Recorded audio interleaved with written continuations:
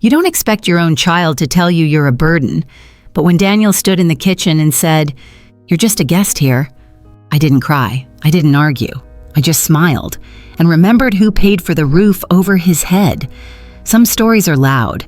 This is a quiet revenge story, made of receipts, forgotten love, and a mother who finally remembered her worth.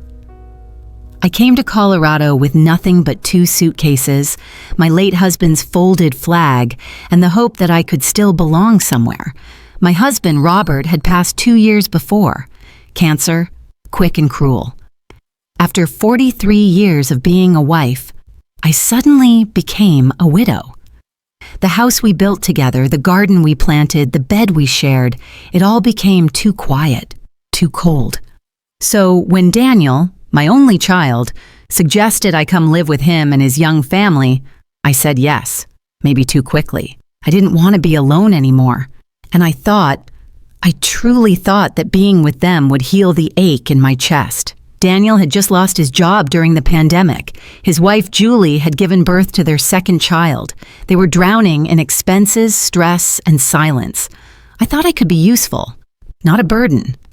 I packed my life into 2 cases. The rest, I sold, donated, or left behind with a shaky but hopeful heart. That's what mothers do, right? We adjust, we bend, we give, and oh, how I gave. The day I moved in, I scrubbed baseboards while they set up the baby's crib. I cooked dinner while they rested. I folded onesies, stocked the fridge, fixed the curtain rod that kept falling, even though my knees were starting to ache more than I let on. They didn't ask me to, but I did it anyway. That's how I show love. And when I noticed their lights got dimmer around the 25th of every month, when the electricity bill came, I quietly created a trust account with my pension deposits. Each month, I set up auto payments to cover utilities, groceries, school tuition, even their car insurance when Daniel mentioned they were late. They never asked how things got handled so smoothly. I never told them. I thought love didn't need receipts. At first, it was warm. Julie thanked me for the meals. Daniel kissed my forehead in the mornings. The kids ran into my arms every time I walked into a room. I had always dreamed of being a grandma who smelled like cinnamon and lavender. And for a little while, I was. I braided hair, packed lunches, signed field trip forms. I kept extra Band-Aids in my purse and sewed superhero patches onto pajamas that had seen too many adventures. I was part of the rhythm of the house. Gentle, constant, necessary. When they said thank you, I felt seen. When they smiled, I felt safe. So I didn't mind paying the preschool tuition when prices went up. I didn't mind covering the increased heating bill during those brutal Colorado snowstorms. I didn't mind because I believed I was part of something again. Julie once said at the dinner table, "We don't know how we'd survive without you." And I smiled, brushing it off like it didn't mean the world. But somewhere between thank you and resentment, something shifted. And slowly, so quietly, I almost didn't notice, I stopped being mom. I became her, the lady who left lights on, the woman who cooked food no one asked for, the guest in the room at the end of the hallway. Still, I kept giving, even when I saw them roll their eyes at each other across the room when I spoke, even when they stopped including me in conversations about the kids, the holidays, the budget. Even when Julie began labeling food containers, for John only, do not eat. Even when I saw a new group chat notification flash on Daniel's phone, one I was no longer part of, you'd think I would stop then, that I'd take the hint. But mothers, especially mothers like me, we don't quit on our families that easily. I still paid for their field trip forms. I still covered their overdue internet bill, because the kids needed to submit their homework online. I still cleaned, folded, and cooked, because love, to me, was action. It always had been. But action with no recognition, it starts to feel like erasure, and I didn't realize how much I had disappeared. Until one cold afternoon, standing at the kitchen sink, I heard my son raise his voice from the living room. "You're just a guest here, Mom." And Julie didn't flinch. She didn't correct him. She didn't defend me. She just folded laundry, as if I were some housemate they tolerated out of obligation. Not the woman who raised him, not the woman who kept this house standing. Quietly, gently, invisibly. That night I lay in bed without crying, not because it didn't hurt, but because I had nothing left to give. Only this: I had kept every bank receipt, every trust statement, every transaction showing I funded the roof, the heat, the meals, and somewhere deep inside me something solidified. I would not beg, I would not argue, but they would remember me. Maybe not with a scream, but with silence, because I wasn't a guest. I was the foundation, and foundations, when they crack, the whole house shakes. I wish I could tell you that everything changed after Daniel called me a guest, that he realized how much I had sacrificed, that he came back to say, "I'm sorry, Mom, I didn't mean it." But real life isn't a movie. Sometimes the people you love don't take it back. They lean in, they double down, and they make sure you know exactly where you stand. The very next morning, I opened the refrigerator and noticed something small, but deliberate. A sticky note taped to the egg carton. "Please use your own groceries." I stood there for a moment, the cool air brushing my face, trying to decide whether to be hurt or to pretend it meant nothing. But then I saw it. Another label, this time on the yogurt containers. "For John only. Lunches. Do not touch." I was the one who bought that yogurt. I'd sliced those strawberries that morning, but it didn't matter anymore. They were drawing lines. Lines I hadn't noticed until I was on the wrong side of them. So I did what I'd always done. I adjusted. I scribbled milk and bread onto a notepad I kept tucked in my drawer. My drawer. Not part of the shared kitchen, just mine, like I was a tenant. Over the next week, they rearranged the pantry. Daniel built a new shelf just for me, at the far bottom corner. Julie bought a plastic bin and labeled it Mom's Snacks. I wanted to believe it was thoughtful, but it felt like a containment zone. Then came the group chat. For months, we'd used it to coordinate school pickups, grocery runs, birthdays. I noticed I hadn't received a single message in days. So I asked Daniel casually, "Hey, do the kids need anything for soccer this week?" He looked confused. "Didn't we talk about that last night?" I shook my head. He scrolled through his phone. "Oh, it must have moved to the new thread." "What new thread?" His eyes darted to the floor.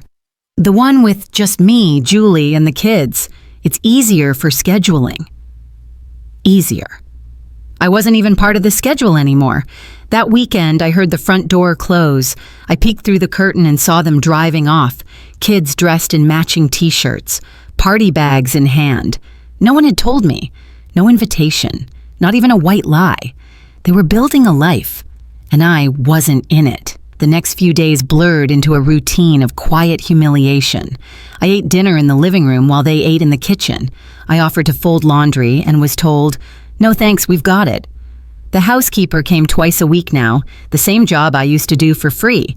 One afternoon, I found my blanket, my favorite one, the one I used when nursing Daniel as a baby, in the dog crate. Maybe it was an accident. Maybe it wasn't, but it stayed there. The hardest part wasn't what they said. It was what they stopped saying. The thank yous, the good mornings, the love yous that once echoed down the hall now vanished, like I had become furniture, useful, quiet, ignorable. I tried talking to Daniel once more. "Do you think I should move out?" I asked gently, folding a towel. He looked up, startled. "What? No, of course not." But he didn't say stay. He didn't say we need you. He didn't say your family. He just said, "It's up to you." And that, in a way, was worse, because it wasn't up to me. Not really. They had already made that choice long ago. There's a kind of sadness that creeps up slowly, not the sharp pain of betrayal, but the dull ache of being slowly erased, piece by piece, plate by plate, shelf by shelf. You start asking yourself, is this happening to other women too? Maybe it is. If you're watching this, and you've ever stood in a kitchen where no one looked you in the eye, if you've ever been told your presence is too much, if you've ever wondered when exactly you went from beloved to invisible, then you already know how I felt. Then came the garage door. I just returned from the grocery store, my own groceries, mind you. I was tired. My back was aching. I must have hit the wrong button when I came inside. The door stayed open for hours. That night, Julie walked into the kitchen like a thunderstorm. "Do you realize the garage door was open all afternoon?" she snapped. "I'm sorry," I said softly. "It was an accident. An accident that could have gotten us robbed," she hissed. "Anyone could have walked in." I opened my mouth to explain, but she raised her hand, not to strike me, but to stop me, a gesture so cold it made me flinch. "You're just a guest here," she said, voice sharp and final, "not family." Daniel was in the hallway. He heard everything. He didn't say a word, didn't come to my defense, didn't even look at me. He just walked away. That night, I stared at the photo on the mantle. All 5 of us, me standing behind them, hands on their shoulders. I looked so proud, so happy. I stared at my own face, smiling, confident, believing I belonged. And I realized I hadn't seen that woman in a long time. I sat down in my chair, the one I had painted myself, the one I had moved from my old house thinking it would bring comfort. It didn't. Now it just creaked beneath a woman who no longer knew where she fit in her own son's life. And for the first time in a long, long time, I didn't feel sad. I felt awake, because love doesn't look like silence. Respect doesn't look like exile. And motherhood, real motherhood, doesn't mean disappearing so others can be comfortable. I stayed up late that night, not to cry, not to pray, but to remember. I opened my drawer, pulled out the trust account file, read each line like scripture. Every deposit, every payment, every name attached to every bill, all in mine. The money they lived on, the house they called theirs, the comfort they assumed was free. All of it was mine. And they had just called me a guest. There's a kind of grief that doesn't come with funerals or flowers. It comes with empty rooms, with silence after you speak, with being erased while you're still breathing. That was what I felt, living in a house I helped hold together, walking its halls like a ghost. I used to feel proud when I made breakfast for everyone. I'd wake before the sun, tie my robe tight, and hum while the oatmeal simmered. I knew how each of them liked it. Julie preferred blueberries, Daniel liked cinnamon, the kids loved it with brown sugar. Now I just made mine in silence, ate by the window, cleaned my own bowl. No one asked if I'd had coffee. No one said good morning. I could have walked out the door and disappeared and they wouldn't have noticed until the lights went out or the fridge went empty. And the worst part? I let it happen. I told myself it was just a phase, that they were stressed, that things would turn around. But deep down, I knew. They had gotten used to my giving, and they had stopped seeing me as someone who mattered. One afternoon, I offered to cover the kids' upcoming field trip. I remembered how excited my granddaughter had been last year. I said gently, "Would you like me to take care of the forms?"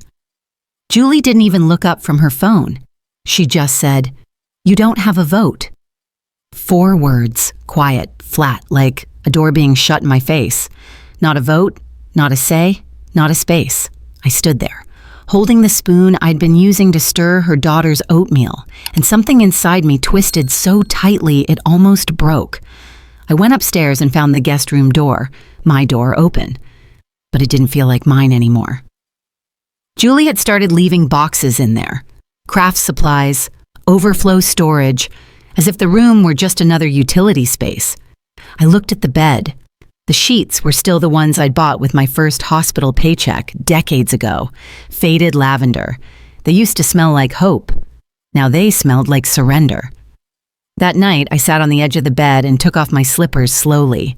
My feet hurt from being on them all day, cleaning, cooking, walking around a house that didn't want me. My hands looked older than I remembered, the skin loose, thin.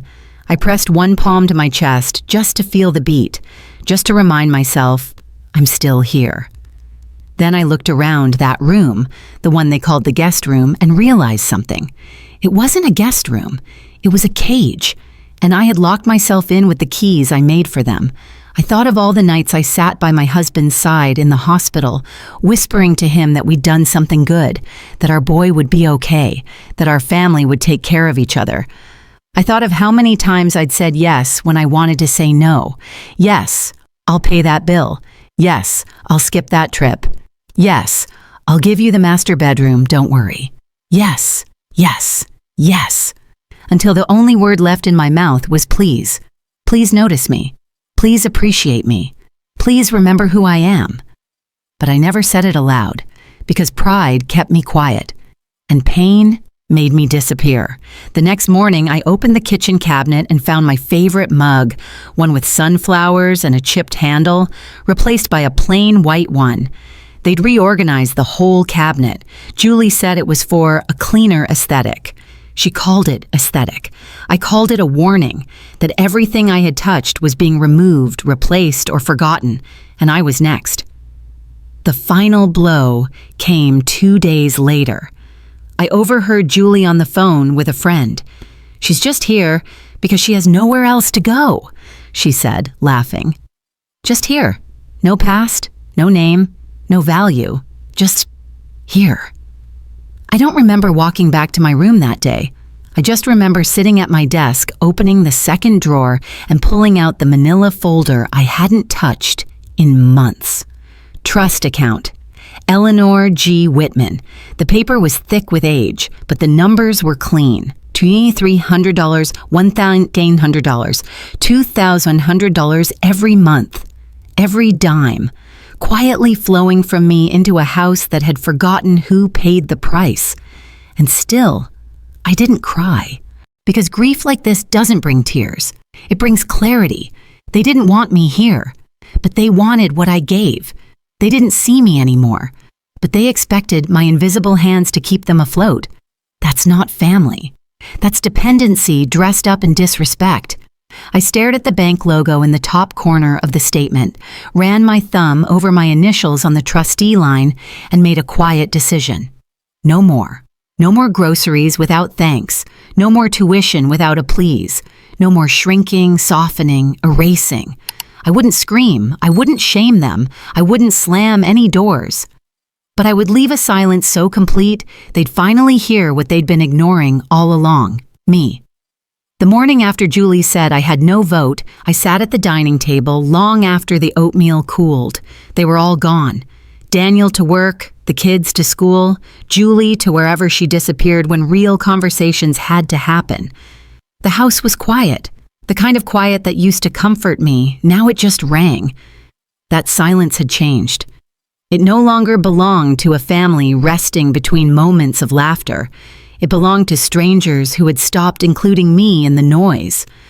I looked around the kitchen. The sun hit the floor differently that day. I noticed the crack in the tile by the fridge, the chip in the cabinet door, the sponge that needed replacing.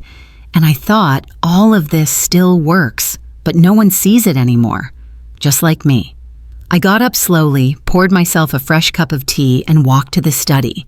It was barely used now, mostly storage for old files and my desk pushed against the far wall. That desk had followed me from house to house for over 30 years. Robert bought it the year Daniel started preschool.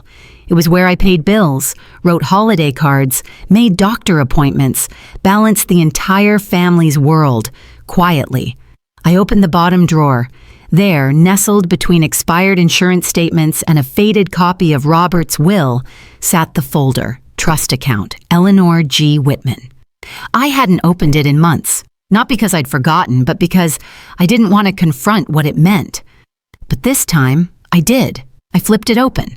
There it was. Every transfer, every dollar, $2,100, $2,300, $1,900, month after month. Quiet, steady, lifeblood for a house that had forgotten who filled its veins. Each payment bore the same note, authorized by EGW, not Daniel, not Julie, me. And suddenly, that word, guest, felt almost laughable. I wasn't a guest in this house. I was the reason it functioned. I picked up the phone and called my financial advisor. "Mrs. Patterson," he said warmly, "what can I do for you today?" "I need to confirm something. I replied, keeping my voice even. "The trust account under my name. I'm still the sole trustee, correct?" "Absolutely," he said. "You're the only one who can authorize or freeze it." "And if I wanted to? Freeze it?" "It would lock immediately," he said. "No new withdrawals, no new charges. The debit card would be declined. You'd still have full control, of course." I didn't say anything right away. I just let the silence hang in the air between us, like truth finally arriving in a room that had waited too long to receive it. Then I said, "Thank you. That's all I needed." He paused. "You're not alone, you know." His words sat with me longer than I expected. I didn't freeze the account that day, not yet, because I needed to think not just about what I would take away, but what I would reclaim. I walked upstairs, past the guest room, and into the attic. There, behind a box of Christmas decorations and old picture frames, was another folder. Condominium contract in Eleanor Whitman, Colorado Springs, the deed. Signed and notarized 5 years ago, paid in full, a 1-bedroom apartment tucked beside the hot springs. Clean, quiet, mine. I'd bought it with a portion of my inheritance after Robert passed. Not out of distrust, but wisdom, just in case. And now, it wasn't just a backup plan. It was a lifeline. I went back to my room, sat on the bed, and opened my old notebook. There was a page in the middle I'd written months ago, during a sleepless night when I felt invisible. It read, "One day they'll call it selfish, but today I call it survival." I looked at that line for a long time. Then I turned to a blank page and wrote something new. "They think I'm weak because I cook and clean, because I give without asking. But I'm not weak. I'm the architect of this house, and I am done letting them treat me like drywall." That night, I baked peach cobbler, the kids' favorite. I didn't do it for Julie, not even for Daniel. I did it because I wanted one last moment of joy in that kitchen, a final echo of sweetness in a house that had gone bitter. I left it on the counter with a handwritten note, "Enjoy, darlings, Grandma." Then I went to my room, folded my clothes neatly into a suitcase, and placed the folder with the trust account statements right on top. At sunrise, I woke before the rest of the house. I set a pot of tea on the stove, sat at the dining table, and wrote a simple letter. No anger, no blame, just truth. "Thank you for reminding me who I really am." I placed it under the salt shaker and slid my key into the mailbox on my way out. No slammed doors, no bitter words, just the sound of gravel under my shoes and a taxi engine warming up at the curb. I didn't look back, because nothing behind me belonged to me anymore. The first thing I noticed about the apartment was the silence. Not the kind of silence I'd grown used to. Tense, lonely, filled with held breath and withheld words. This was different. This was peace. I turned the key in the lock, stepped inside, and closed the door gently behind me. No one yelled from upstairs. No one criticized my tone or questioned my intentions. It was just me. And after so many years of giving, that felt strange, but also right. The apartment smelled faintly of pine wood and clean floors. The windows were large and let in generous light. A single armchair sat by the glass doors that opened to a small balcony. I dropped my suitcase by the wall and walked barefoot across the warm hardwood. Each step felt lighter than the last. This space wasn't big, but it didn't need to be. It was mine. Every piece of furniture, every dish in the cupboard, every towel folded in the drawer. It was all chosen by me, for me. No one else's fingerprints. No one else's labels, just me. That afternoon, I brewed a cup of Earl Grey and sat on the balcony. The air was crisp, but not cruel. From where I sat, I could see the outline of the hot springs through a cluster of trees. I remembered when Robert and I came here once, back when Daniel was still a teenager. We'd laughed the whole weekend, shared cheap wine and burnt toast, and promised we'd come back again someday. We never did, but I had, and I was still here. The first night alone, I expected the tears to come, but they didn't. Not because I wasn't sad, but because the relief ran deeper. No tension in my shoulders, no fear of being in someone's way, no walking on eggshells in a house I paid to keep warm. I slept through the night for the first time in months. The days passed gently. I began to relearn myself in quiet ways. I read books that had gathered dust for years. I went to the market and chose fruit for my own meals. No longer buying for 5, but just for 1. And somehow, that didn't feel like a loss. It felt like clarity. I even signed up for a discussion group at the local rec center. Women in their 60s and 70s, many of them widows like me. Some were loud, others soft-spoken, but all of them knew what it was like to be forgotten inside your own family. We drank tea, shared stories, laughed louder than we meant to, and held each other's hands when the truth hit a little too hard. One Tuesday, a woman named Clara leaned over and whispered, "Do you ever think they knew what they were doing?" I looked at her and said, "Maybe, but I think they didn't care enough to stop." She nodded like she'd been waiting to hear someone say that. We called those meetings our Taking Back Tuesdays, because sometimes healing comes not with confrontation, but with community. I didn't tell Daniel where I had gone, not at first, but of course, the silence didn't last forever. 3 days after I moved out, my phone buzzed. "Mom, did something happen to the trust account? The card's not working." I didn't reply. Then came another text. "The school just called. Tuition bounced. Can you call me?" Still, I stayed quiet. Not to punish, but because I finally understood that not everyone who cries is sorry. They're just scared. The texts kept coming, longer, sharper, then desperate. "Please. Julie's panicking. The power bill. Mom, can we talk? Please come home." But it was never a home. Not for me. It was a place I poured myself into until I vanished. Now I was visible again, even if only to myself. On my 3rd Saturday in the new apartment, I hosted my first dinner. Nothing fancy, just roasted vegetables, a store-bought pie, and sweet tea in mismatched cups. 3 women from the center came over. We laughed. We helped each other wash dishes. One of them played an old Elvis song on her phone, and we danced barefoot in the kitchen like girls who'd never aged. I stood in the soft lamplight and thought, so this is what it feels like, to be enough without proving it. And still, I miss my grandchildren. That ache never goes away. But I also knew this.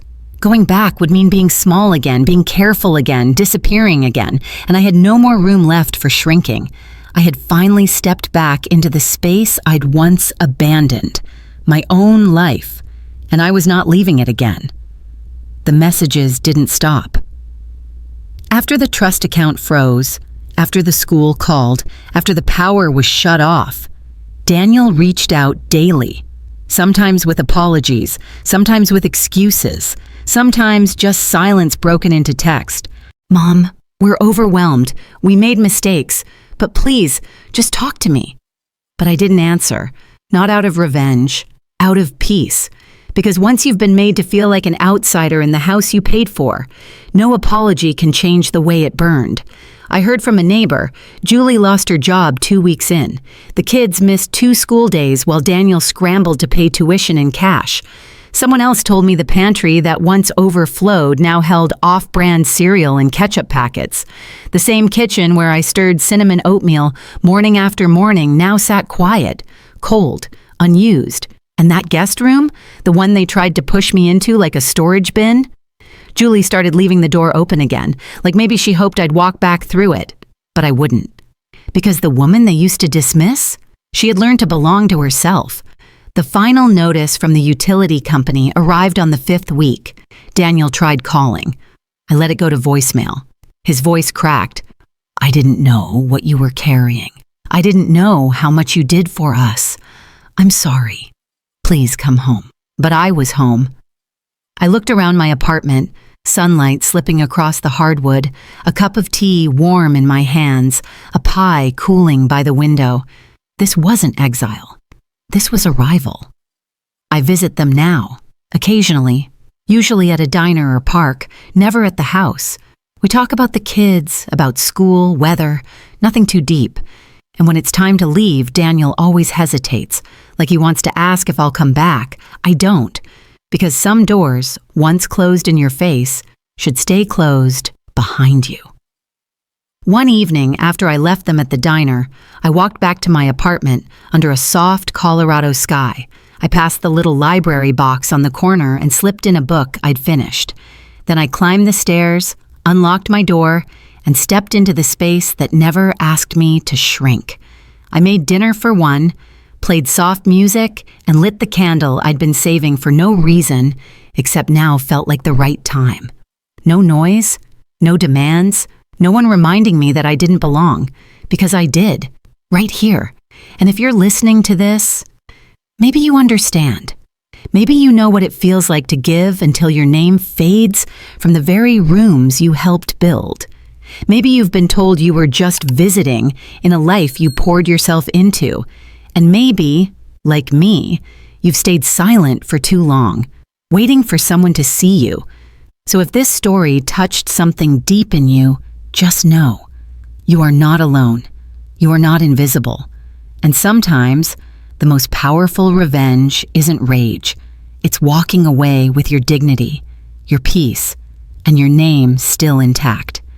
If this story resonated with your heart, leave a comment below.